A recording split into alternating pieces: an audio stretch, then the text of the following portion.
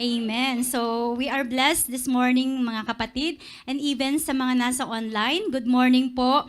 And sana, let's pray na yung connection is maging maayos po para sa ganun is tuloy-tuloy po tayo sa ating pakikinig sa salita ng ating Panginoon sa umagang ito. So, magmula sa umpisa talagang we really feel the presence of God. God move our hearts, di po ba, sa mga songs na napili, and God is really nangungusap ang Diyos sa ating buhay to really encounter Him, to soak our presence in God. At sana sa umagang ito, still na hindi mag-subside yung ating the eagerness para sa ganon is mag-aral tayo sa salita ng ating Panginoon. Amen po ba? Amen. So hindi ko natatagin, ready na tayo kasi silensyo na tayo. Amen po. Amen. So ano po yung topic nung unang July, the first week of July? Amen. Sovereignty of God. Sumunod si Pastor Julius. The love of God. Sumunod si Tita Sally. The mercy of God. At ang panghuli po, mamaya na, secret. So it's all about the attributes of God. Attributes is the character of God. So nalaman na natin and we already experienced the sovereignty of God, the love of God, and the mercy of God. Now, isa na namang panibagong attributes ang ating pag-aaralan sa umagang ito. Amen. So ang salita ng Panginoon ay matatagpuan doon sa Psalms 89. Bago po yon, tayo po muna ay manalangin.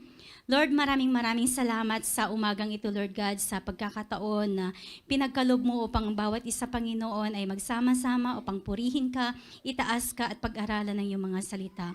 Sa umagang ito, Lord God, patuloy kaming naninitluhod sa iyong harapan, sa trono ng iyong biyaya, Lord God, no humihingi ng kapatawaran sa aming mga nagawang kasalanan, Lord God. Hayag man at di hayag, Lord God, Lord, patawad po. Pakalinisin niyo po kami, Panginoon, sa pamamagitan ng iyong banal na dugo, Panginoon.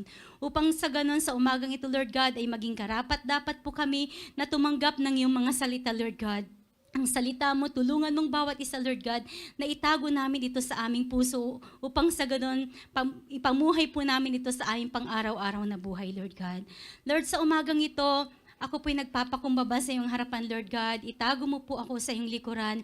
Kaningningan mo lamang ang makita sa umagang ito, Lord God. At ang salita mo lamang ang mamumutawi sa aking labi, Lord God. Lord, sa umagang ito, Lord God, let the anointing, Lord God, ibigay mong bawat isa sa amin, Lord God, sa iyong salita.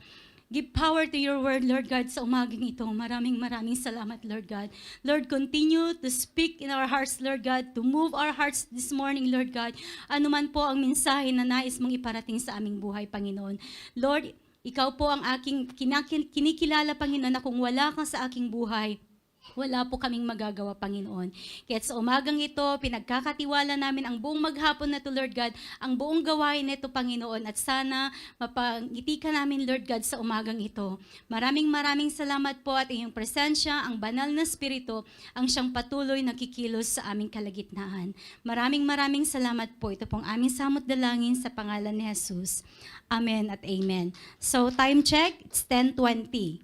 Amen po. I-check ko lang. Praise God. So, Psalm 89.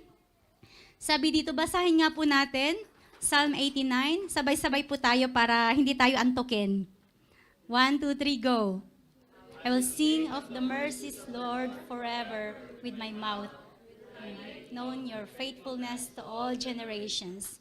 For I have said, mercy shall be built up forever. Your faithfulness you shall establish in the very heavens. O Lord God of hosts, who is mighty like you, your faithfulness also surrounds us. I have found my servant David. With my holy oil I have anointed him. But my faithfulness and my mercy shall be with him, and in my name his horn shall be exalted. Also was his hand over the sea, and his right hand over the rivers. He shall cry to me, you are my Father, my God, and the rock of my salvation. Also I will make him my firstborn, the highest of the kings of the earth. My mercy will keep him forever, and my covenant shall stand firm with him. His seed also I will make to endure forever, and his throne as the days of heaven. If his sons forsake my law, and do not walk in my judgment, if they break my statutes and do not keep my commandments, then I will punish their transgression with the rod, and their iniquity with stripes. Nevertheless, my God, I will not utter nor allow my faithfulness to fail. My covenant I will not break, nor alter the word that has gone out my lips. Once I have sworn my holiness, I will not lie to David. His seed shall endure forever, and his throne as the sun before me. It shall be established forever like the moon, even like the faithful witness in the sky. Amen. So ang title po ng ating pag-aaralan sa umagang ito, it's all about the faithfulness of God. Ang katapatan ng ating Panginoon. So when we say faithful, sabi po dito is pistos. Yan po yung Greek word niya. It is faithful, reliable, stability, and continuance.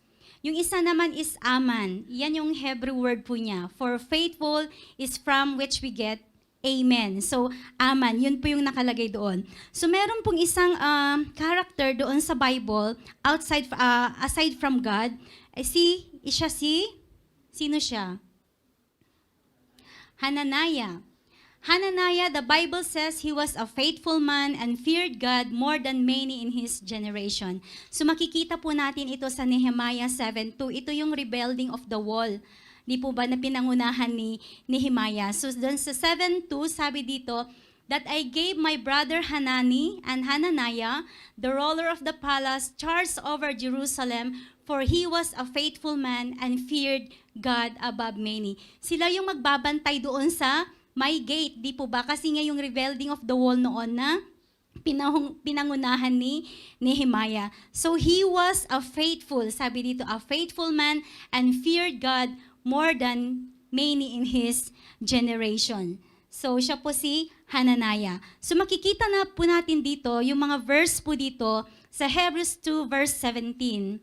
Therefore, in all things he had to be made like his brethren, that he might be a merciful and faithful high priest in things pertaining to God, to make propitiation for the sins of propitiation for the sins of the people. Di po ba? So makikita natin dito, it is talking pertaining to Jesus Christ. Di po ba? That he is the faithful high priest. So, yun yung faithful na tinatawag. It is reliable. Di po ba? He is trustworthy. So, in Hebrews chapter 3, verse 2, sabi dito, who was faithful to him who appointed him, as Moses also was faithful in all his house. So, hindi lang po natin ito nakikita na babasa, but once na we accept Jesus Christ as our Lord and Savior, naranasan po natin ang kanyang katapatan sa ating buhay. Yung una, yung pagmamahal ng ating Panginoon. Di po ba? Kaya binigay niya ang kanyang bugtong na anak. And the mercy of God. Di po ba tayo ay makasalanan? But God is a merciful Father. And God is also a faithful God. Jesus Christ is a faithful God. And He is the one pertaining that He is a faithful God. A faithful high priest. And He is a faithful in all His house. So Revelation 1 verse 5, sabi dito, and from Jesus Christ, who is the faithful witness, and the first begotten of the dead, and the prince of the kings of the earth, unto him that loved us, and washed us from our sins in His own blood. So ang sabi dito, Jesus Christ is the faithful witness.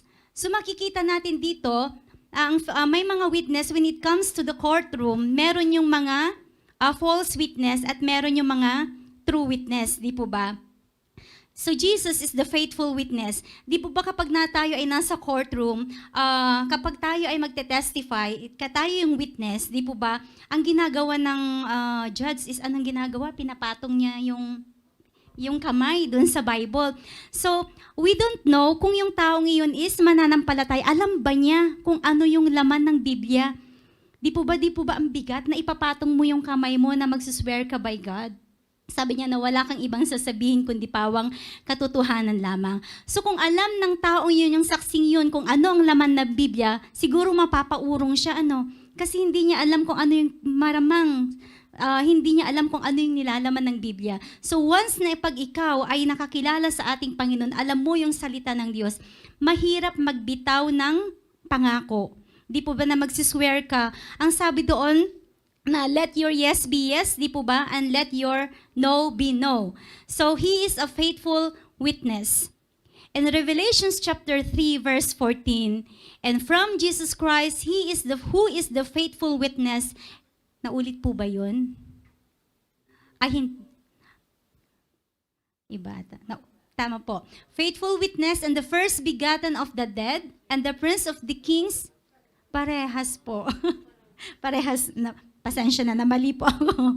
And then sa Revelation 19, He is the faithful and true. So sa Revelation 19, siya po yung tinatawag na faithful and true. Tignan po natin sa Revelations chapter 3, verse 14. Saglit lang po. Revelation chapter 3, verse 14. To the angel of the church in Laodicea, right?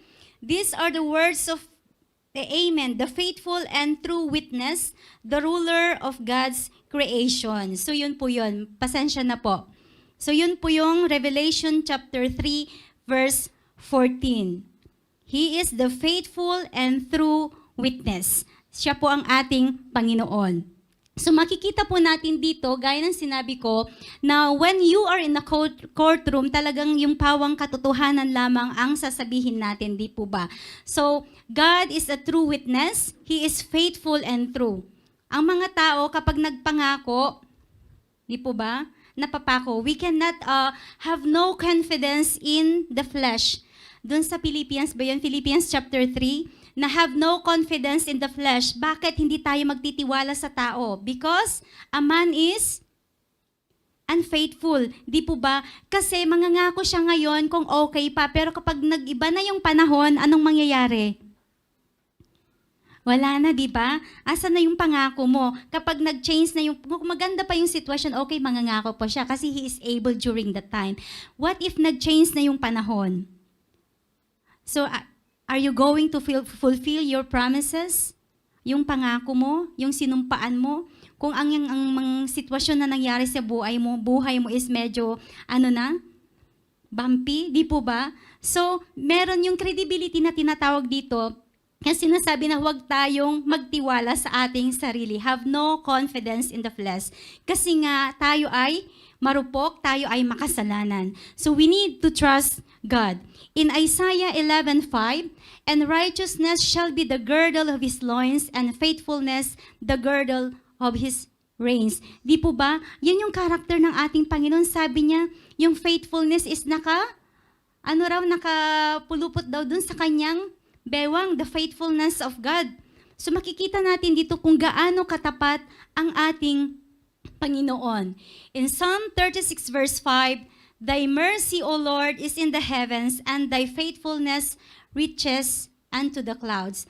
May kanta si Don Mowin dito, Your faithfulness reaches to the clouds. Doon po nila, yung kanta niya. Your faithfulness reaches to the clouds. Yung katapatan ng ating Panginoon, umaabot doon sa langit, di po ba? And in Psalm 119 verse 90, Thy faithfulness is unto all generations. Thou hast established the earth, and it abideth. Di po ba? Kung gaano katapat ang ating Panginoon noon.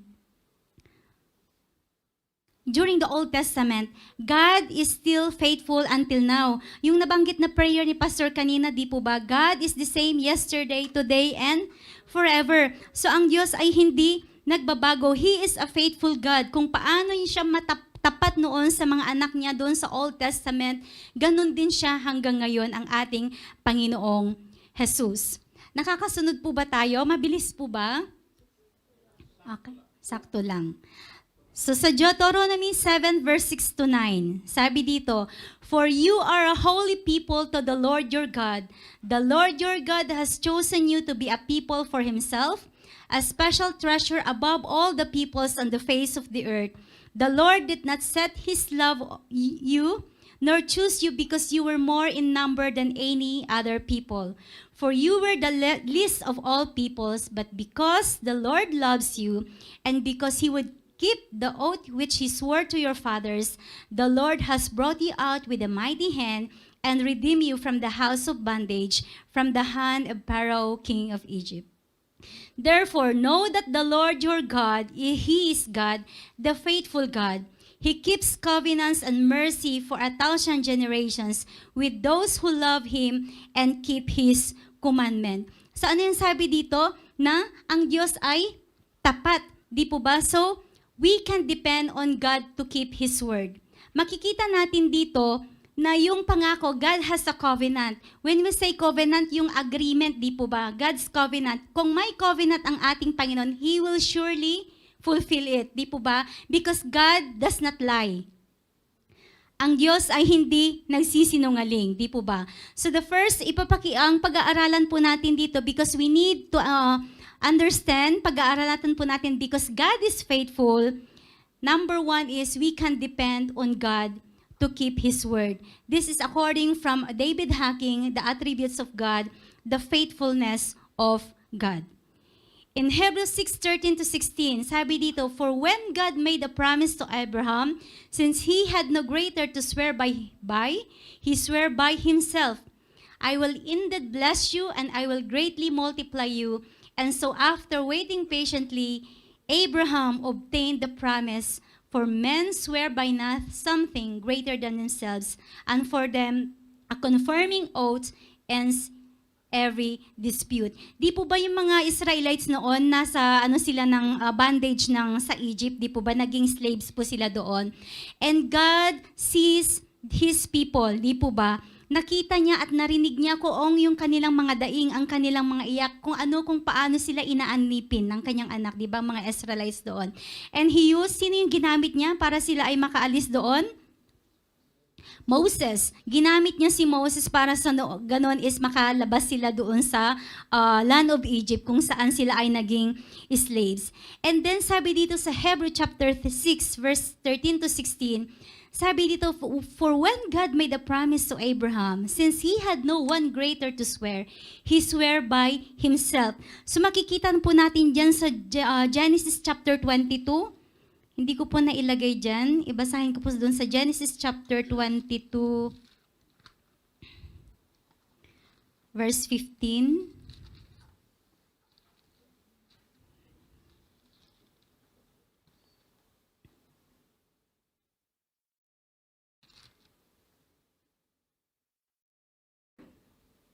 Saan nalagay yan? Dito, 15. "The angel of the Lord called to Abraham from heaven a second time and said, I swear by myself, declares the Lord, that because you have done this and have not withheld your son, your only son, I will surely bless you and make your descendants as numerous as in the stars in the sky, as the sand of the seashore.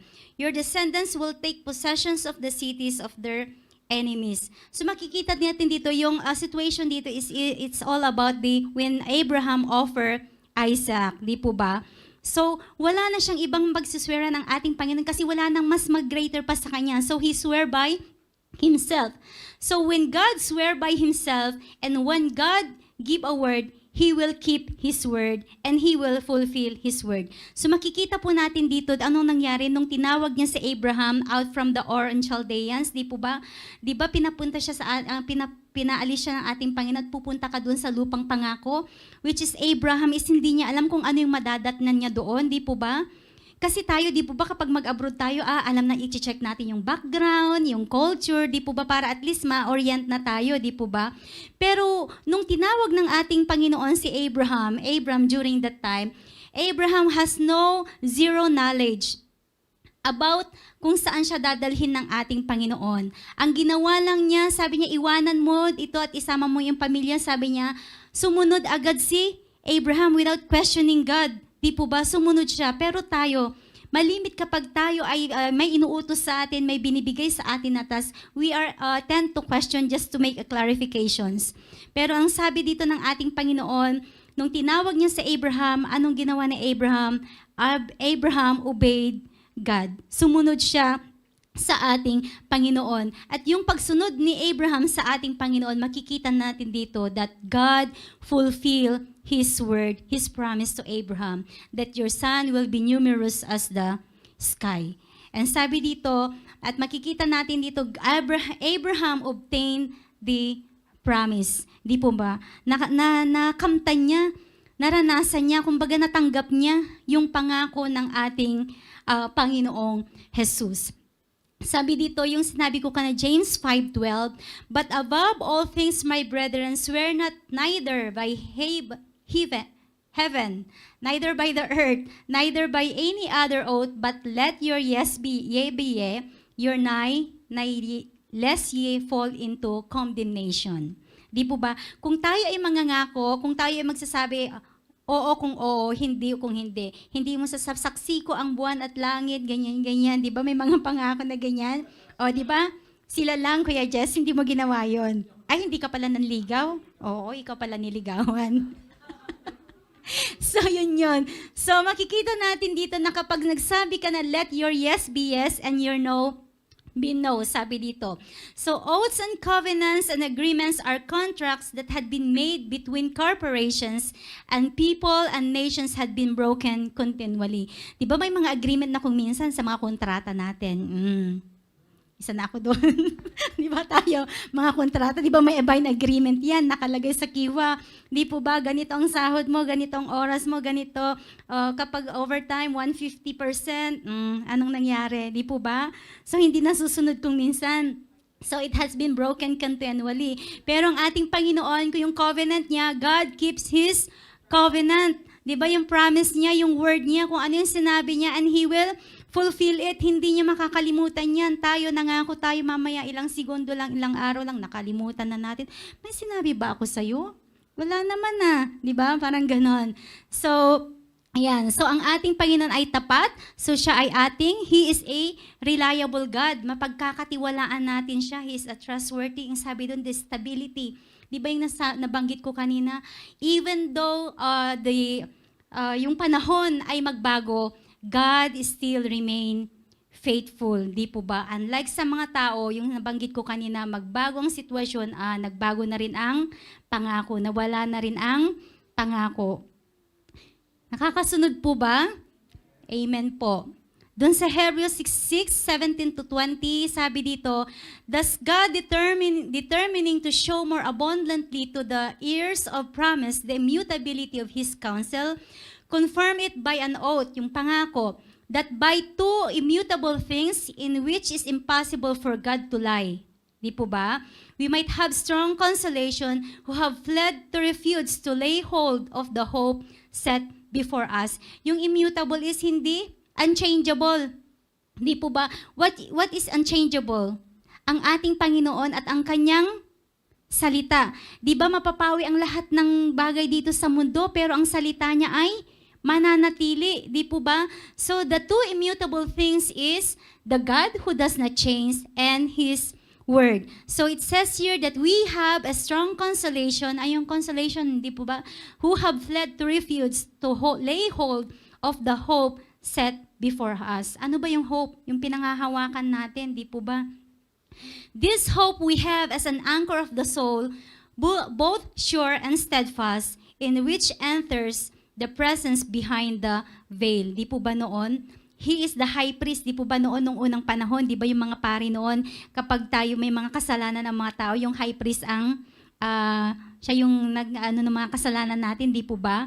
Pero when Jesus Christ, nung namatay ang ating Panginoong Jesus, anong nangyari? The veil was torn, divided into two. Di po ba? At malaya na tayong makakapasok sa presensya ng ating Panginoon. Hindi na natin kailangan yung high priest.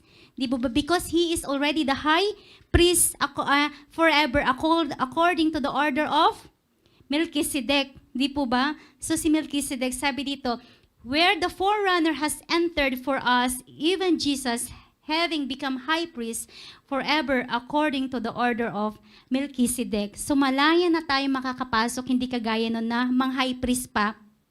Ang sabi dun yung pastor, di ba may parang may ano sila sa paa? Para just in case na may kasalanan yung ano is, hihilain na lang. Kasi nga yung nasa most holy, holy of the holy, di po ba? Sacred yun. So kapag once na pumasok ka doon na may kasalanan, mamamatay ka, hihilain ka na lang. Ganon yung mga high priest noon. So ganon katindi talaga yung ano natin, the holiness of God, that we are not able na maka-enter doon sa high priest lang ang inaano noon. But thanks be to God, kasi binigay niya ang kanyang bugtong na anak na si Jesus upang sa ganon, we are able anytime, kahit anong oras, pwede na tayong lumapit sa ating Panginoong Jesus.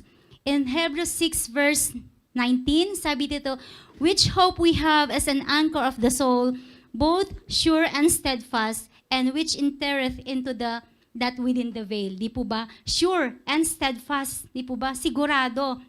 Sabi dito, in Hebrews 11 verse 11, chapter 11 verse 11, that God keep His covenant and His promise. We are familiar with Sarai during that time, the wife of Abraham. Di po ba? Ilang taon na sila? Matanda na sila? Di po ba? Anong ginawa ni Sarah? Meron siyang servant na si Hagar. Kasi nga bakit hindi na fulfill yung promise ng Panginoon? Meron akong servant dito. Anuhin mo siya. Tabihan mo siya para sa ganon. Noon nanganak si Hagar at ang kanyang anak si Ismael. Pero ang pangako ng Panginoon, hindi niya nakalimutan kay Abraham, because I will make you a great nation, sabi niya, at ang anak mo ay kasindami ng stars bituin sa langit. And then by faith, Sarah herself also received strength to conceive seed, and she bore a child when she was past the age. Ilang taon si Sarah noon, Pastor? Kuya Jess, 90 plus? Si Sarah nung buntis siya? O na, di ba? O sa ganon, meron pa bang ganitong taon ngayon na mamubuntis? O ano ng mga babae ngayon, 45, menopausal na, di po ba?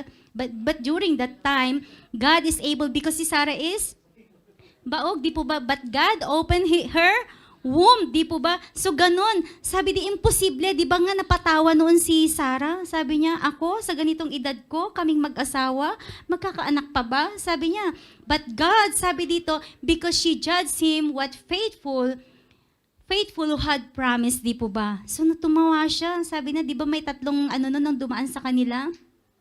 Sabi niya, sa ganito rin, babalik ako sa ganitong time, and si Sarah ay mabubuntis, sabi niya ganon. And then God fulfilled His promise to Abraham, at si Sarah nga ay nanganak, nabuntis at nanganak. Di po ba? And number 2, sabi dito, so God, we can depend on God to His word, to keep His word.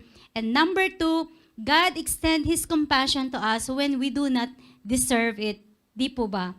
Yung message ni Tita Sally last Friday, it is the love, the mercy, and the compassion of God. So sa Lamentations, sabi dito, though the Lord mercies, we are not consumed, because His compassions fail not. They are new every morning. Great is your faithfulness. The Lord is my portion, says my soul. Therefore, I hope in Him. The Lord is good to those who wait for Him, to the soul who seeks Him. It is good that one should hope and wait patiently, quietly for the salvation of the Lord. Di po ba, hindi natin deserve kasi tayo ay makasalanan, but God extend His compassion to us when we do not deserve it. So makikita natin dito sa Lamentations 5:19 to 22, You, O Lord, remain forever, your throne from generation to generation. Why do you forget us forever and forsake us for a long time? Turn us back to you, O Lord, and we will be restored. Renew our days of old, unless you have utterly rejected us and are very angry to us. God is a merciful Father. God is a compassionate God, di po ba? We deserve what we deserve. We deserve to die dahil sa ating mga kasalanan. But God is able. He is a mercy and a compassionate God na kaya niya tayong tulungan sa ating mga kasalanan. God is a merciful Father. He extend His hand. Though we do not deserve it, di po ba? Hindi tayo karapat-dapat. We don't deserve. Pero ang Diyos ay in-extend niya ang kanyang kamay sa atin upang sa ganun ay tayo ay maligtas. So makikita natin dito that the mercy, their compassion, they fail not. Di ba? Compassion, they fail not. Great is thy faithfulness. Di po ba? Morning by morning, new mercy, I see. Di po ba? The mercy of God. So we can depend on God, that God, we're able, is a compassionate God. Siya yung Diyos na maawain. Amen po? Nakakasunod po ba tayo or inaantok na? Nakafocus. Nakailang oras na ako, kuya? Naka-20 na ba ako? Luto na ba yung nasa ano? Matigas pa daw yung kaldero. So makikita natin dito that we can depend on God to extend His compassion to us even we do not deserve it. Di po ba? Sino ba tayo upang kaawaan ng Diyos? Di po ba? Tayo ay makasalanan. We are like a filthy rags. Di po ba? We don't to die. Di po ba? Tayo ay dapat na mamatay kasi sa ating mga kasalanan. But God extend His mercy and His compassion fail not. Di po ba? So number 3, sabi dito, we can depend on God to restore His people through His chosen servant, the Messiah. Who is that Messiah? Jesus Christ. In Isaiah 49 verse 5 to 6, and now the Lord says, who formed me from the womb to be His servant, to bring Jacob back to Him, so that Israel is gathered to Him. For I shall be glorious in the eyes of the Lord, and my God shall be my strength. In that He says, it is too small a thing that you should be my servant, to raise up from the tribes of Jacob, and to preserve ones of Israel, and I will give you as a light of the Gentiles, that you should be my salvation to the ends of the earth. So ito yung covenant ng ating Panginoon, that God restore His people, di po ba? Through His chosen servant, which is Jesus Christ. God restore His people, yung mga Israelites noon, di po ba? So makikita natin dito na tayo, we are Gentiles.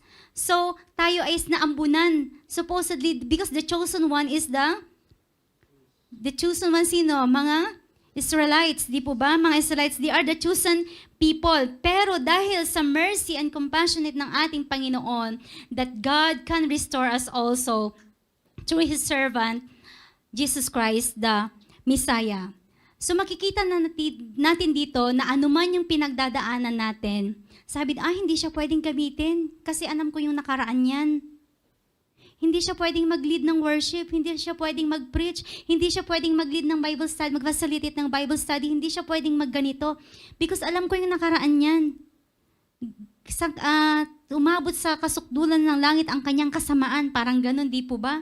Pero sino ang ating Panginoong Diyos? God is the God of restoration. God is a God of restoration. Siya yung Diyos na nagre-restore. When our relationship to God was broken, dahil sa ating kasalanan, God reconciled. Di po ba? Ginamit niyang ating Panginoong Jesus to reconcile man and God. Di po ba?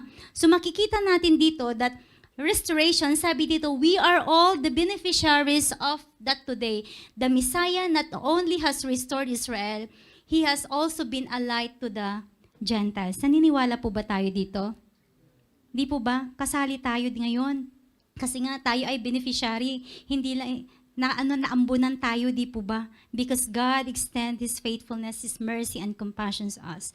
Sabi dito, God will use anything. So stop being enamored with yourself or anybody who is used.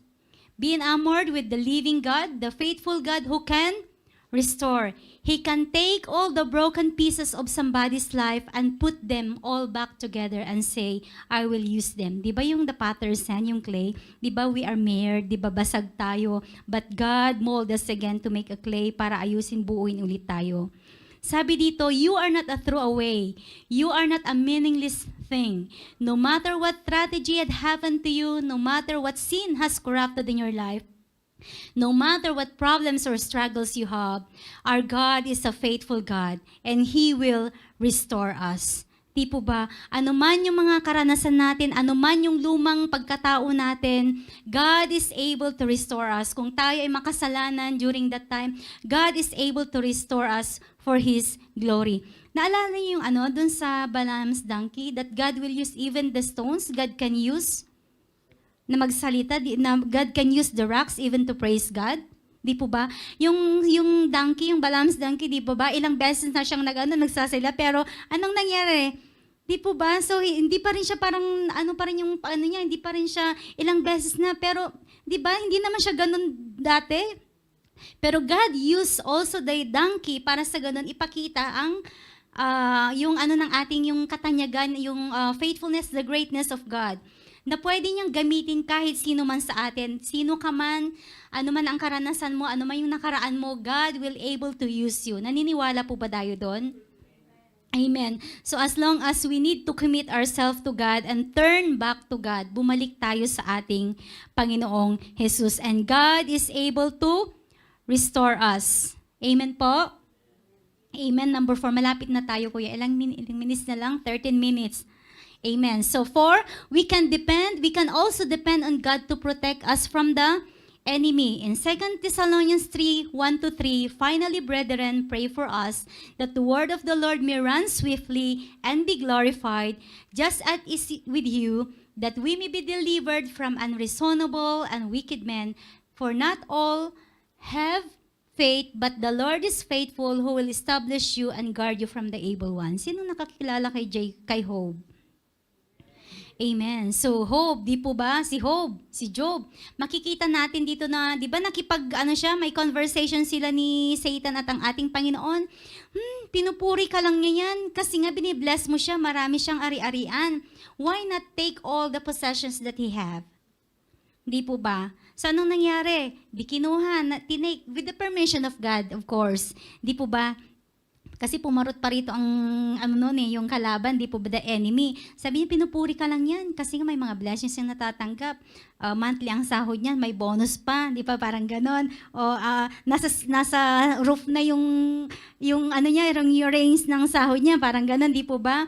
And sabi, why not na tanggalin mo kaya yung possessions na nasa kanya? Sabi dito.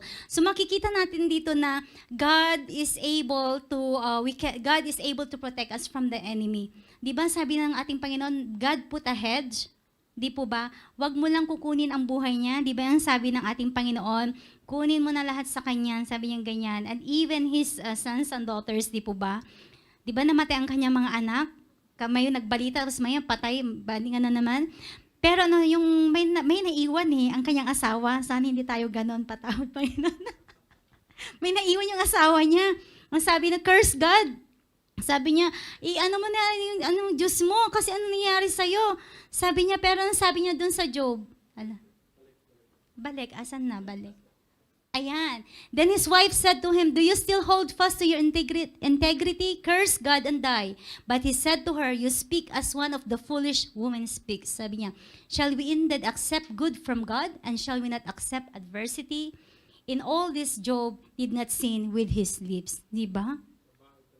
Babae talaga. Yeah. So, ganun po, no? So, Job 13:15, though he slay me, yet I will trust him. Even so, I will defend my own ways before him. In Psalms 91 verse 12, yung nabasa kanina na Ate May, for he will command his angels to surround you and guard you. Sabi dito, their hands they shall bear you up. Sabi dito, lest you dash your foot against a stone.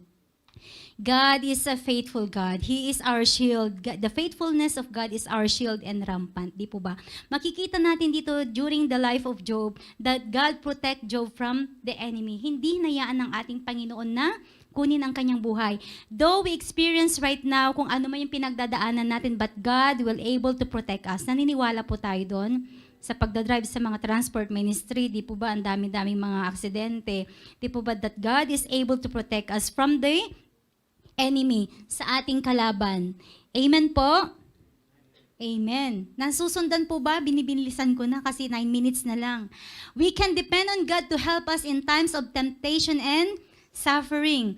Because God is faithful, He is not going to leave you alone. He will help you in times of temptation and suffering. Sa 13 sa Corinthians, sabi dito, no temptation has overtaken you except such as is a common to man, but God is faithful, who will not allow you to be tempted beyond what you are able, but with the temptation will also make the way to escape that you may able to bear it. Naniniwala po tayo dito. So makikita natin na huwag natin sasabihin yung parang tukso, layuan mo ako, kundi tayo ang lumayo sa tukso. Di po ba? So sabi dito, during in temptations that we can depend on God during temptations and sufferings. In 1 Peter chapter 4, 12 to 13, Beloved, di pa ito yung familiar na do not think it strange concerning the fiery trial which is tried to you, as though some strange thing happened to you, but rejoice to the extent that you partake of Christ's suffering, that when His glory is revealed, you may also be glad with exceeding joy. Ano man yung pinagdadaanan natin ngayon na sufferings dahil sa kagagawan natin, kagagawan ng iba, di po ba? God will never leave us. Sabi dito, but rejoice to the extent that you are partake of Christ's suffering, that when His glory is revealed. Di po ba nung tayo mananampalataya, there is a persecution? Number 1, ang ating family. Di po ba? Anong pangungutyang ginawa sa atin noon? Pero tayo ay hindi natinag. Ano yan, mga alive, born again, burn again. Ganyan ang mga nila sa probinsya kasi ganyan sila, burn again, sabing ganyan. Alive sila, hallelujah, hallelujah. So yung pangungutya, di po ba? But we are not, hindi tayo na-move, pero nagstay tayo sa ating Panginoon because we know that God is a faithful God. Hindi niya tayo hahayaan. Dumanas man tayo sa mga temptations, sufferings, and trials sa ating buhay, mga bagyo, literal na bagyo at bagyo sa ating buhay, God will keep His word and keep His promises that He will never leave us nor forsake us. Kailan ba tayo pinabayaan ng ating Panginoon? Kailan man hindi. Di ba nung corona, di ba takot na takot tayo nun? That was way back 2020 and now we are already in 2024.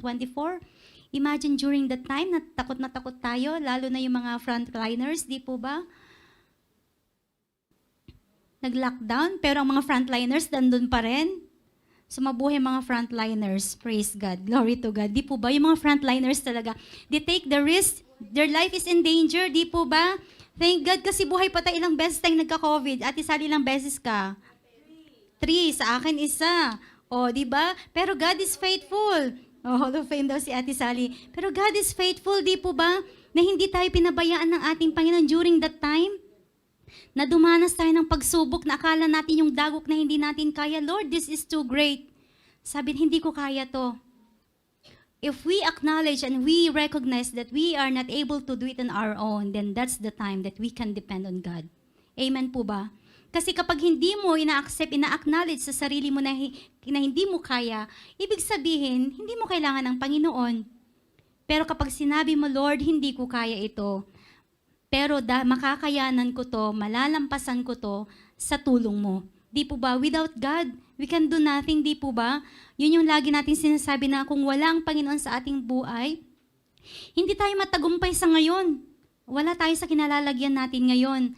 But God is really faithful to His promises that He will never leave us nor forsake us. Number 6, God is faithful to forgive our sins.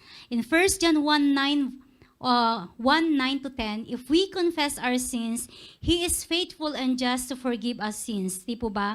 To cleanse us from all unrighteousness. If we say that we have not sinned, we make Him a liar and His word is not in us. Di po ba? So sabi dito, sins, mga kasalanan, hindi lang isang kasalanan, santang kamakmak na kasalanan. Abot sa kalangitan ang ating kasalanan. But when we confess, tayo ay i-confess natin ang ating kasalanan, magre-repent tayo, babalik tayo sa Panginoon. Ang sabi dito, God is a faithful God. He is a just God that He can cleanse us and forgive our sins. Sabi dito, though your sins is like a scarlet, they will be white as snow. Di po ba? Ganun ano yung kasalanan natin? Di po ba yung red, scarlet, sabi doon? Na ganun talaga ano yung kasalanan natin. But God is a faithful God, that He is able to cleanse us, even the past, the present, and the future, na kasalanan natin, pinatawad tayo ng ating Panginoon. But it doesn't it's not a license for us na gumawa tayo, patuloy tayong gumawa ng kasalanan. Kasi sabi, ay, pinatawad na pala ng Panginoon yung mga future na sins natin, so pwede na akong magkasala. Which is no. Di po ba? We should not live by sin. Di po ba? Huwag tayong mamuhay sa kasalanan. Kapag tayo ay nakakilala sa ating Panginoon, we should be sinless, less and less. Hindi pwedeng sinless kasi nasa ano pa tayo, lupang katawan pa tayo in the flesh. Di po ba? So God is able to forgive us to our sins kung ikukumpisal natin ang ating kasalanan. Di ba? Nung tinanggap natin, what the first thing we do? We acknowledge that we are a sinner. Kasi kung hindi mo in-acknowledge na sinner ka, hindi mo kailangan ng Panginoon. Di po ba? Hindi mo kailangan ang magliligtas sa'yo. But God is a faithful God that He is able to cleanse us and forgive us. Amen po? Last but not the least, 3 minutes. We can also depend on God to preserve us blameless at the second coming of Jesus Christ. In 1 Thessalonians 5:23-24, now may the God of peace Himself sanctify you completely, and may your whole spirit, soul, and body be preserved, blameless at the coming of the Lord Jesus. He calls you is faithful, He who also will do it. Sa Philippians 1:6 sabi dito, being confident of this very thing, that He who has begun a good work in you will complete it and until the day of Jesus Christ. Naniniwala po tayo dito. Amen. Kung ano yung pinagpisahan ng Panginoon, siya ay yung magtatapos. He who began the good work in you will complete it until the day of Jesus Christ. That's God is, we can depend to God that He can preserve us blameless at the second coming of Jesus Christ, that He will sanctify us. Di po ba merong steps po yan, Pastor? Yung sanctification, di po ba? Justification, sanctification, di po ba? Yung glory, glorification. Yun na yung last na pag nasa na tayo. Nasa kasama na natin ang ating Panginoon in a glorified body. Di po ba? So we can depend on God to preserve us blameless, and we must also do our part that we should obey to His word. Di po ba? Kung ano yung utos ng ating Panginoon, wag ka dyan. Obey tayo. Di po ba? So we know that there is a blessing of obedience. Di po ba? And God desire na yung buhay natin is maituwid, hindi para mapariwara. Di ba kapag ang magulang, kapag napapariwara ang anak, di ba masakit sa loob? Masakit sa loob pag nagre-rebelde ang anak, yung mga anak dito. But if you see that yung anak mo is nasa maayos na landas, tamang landas, we are proud of it, di po ba? Mga proud na mga magulang. Ganon din ang ating Panginoong Jesus. So we should trust God, we should depend on God, because God is a faithful God. Siya yung Diyos na nangako, siya yung Diyos noon, ngayon, at magpakailanman. God does not lie, and God never changes. Hindi nagbabago ang ating Panginoong Jesus. And let's do a recap. God is faithful, number 1. We can depend on God to keep His word. God extends His compassion to us even we do not deserve. We can depend on God to restore His people through His chosen servant, the Messiah, Jesus Christ. And we can also depend on God to protect us from the enemy. We can depend on God to help us in times of temptation and suffering. We can depend on God to keep His word, to forgive our sins. We can also depend on God to preserve us blameless at the second coming of the Lord Jesus Christ. Nawa, patuloy tayong magtiwala sa ating Panginoong Diyos, because God is in control of everything, and God loves us so much, and He is a mercy God, and He is also a faithful God. Amen po ba? So we already studied the 4 attributes and characteristics of God, and we might able to experience kung ano yung pag-aralan natin, totoo nga, that God is really faithful in our lives. Ilang taon na tayo, di po ba? Lampas na tayo doon sa, di po ba? Nasa lampas na ng kalendaryo, di po ba? But God is a faithful God. God is a merciful God. God is a loving Father, that He is able to fulfill His word and His promises to us. Naniniwala po ba tayo? Alam po ba natin yung pangako ng Panginoon? Amen. So madami. So dapat alamin natin kung ano yung pangako ng ating Panginoon para meron tayong panghahawakan. Di po ba sabi ko parang pagkapag nag-pray tayo, we can claim to God. Lord, di ba sinabi mo pangako mo ito? We can claim to God when we do our prayer. When we do our prayer, we can state the promises of God that we will be able to remind Jesus Christ that this is your promise, O God, to us. At panghahawakan ko tong pangako mo ito because ang Diyos na nangako ay tapat magpakailanman. Amen po ba? Praise God. Time is up. Praise God and glory to God. Tayo po ay manalangin. Na-consume ko ngayon. So, na-break ko yung record ko ngayon. Nag-overtime pa. To God be the glory. Amen. Tayo po ay manalangin. Lord, maraming salamat po dahil ikaw po ang Diyos na mapagmahal, that you are in control of everything. You are the sovereign God po, O Lord. You are a merciful Father. You are a compassionate God, O Lord. And right now, Lord God, napag-aralan namin at hindi lang namin napag-aralan, Lord God, but we already experience it in every day in our lives, that you truly are faithful God, Lord God, that we can rely on you, Lord God. We can depend on you, Lord God, because you will never change, Lord God. Ikaw ang Diyos na hindi nagbabago, Panginoon. Tunay nga po, Panginoon, na tapat ka sa iyong mga salita, tapat ka sa iyong mga pangako, Lord God, na binitawan mo mula pa nung una hanggang sa ngayon, Lord God, at magpakailanman. Kaya't nagpapasalamat kami, Panginoon, sa presensya mo, Lord God, sa mga salita mo, Lord God, na tunay nga, Lord God, na tumutulong sa aming buhay upang kami ay magpatuloy sa aming pamumuhay, Lord God, bilang anak mo, Panginoon. Lord, ano man ang pagdadaanan namin, ang haharapin namin, Lord, we know that you are in control of everything, that you are a faithful God, na ikaw ang sasama sa amin, Panginoon. Dahil ikaw ang Diyos na nangako, ikaw ang Diyos na tapat, Panginoon. At kailanman, Panginoon, ang salita mo, Lord God, ay mangingibawo, Panginoon, ang iyong mga pangako. Lord, maraming salamat, Lord God. And truly, we are joyful this morning, Lord God, because truly, Lord God, that you fulfill your promises and you fulfill your word, Panginoon. Lord, tinataas ka namin, dinadakila ka namin sa katapatan mo sa aming buhay mula nung kami pinanganak, Lord God, hanggang sa ngayon. Even to our families, Lord God, Lord, we don't deserve this, but Lord, thank you so much for your faithfulness in our lives, Panginoon. And we give you all the glory, we give you all the praises, thanksgiving and adoration, Panginoon. In Jesus' name we pray. Amen at amen. Praise God po.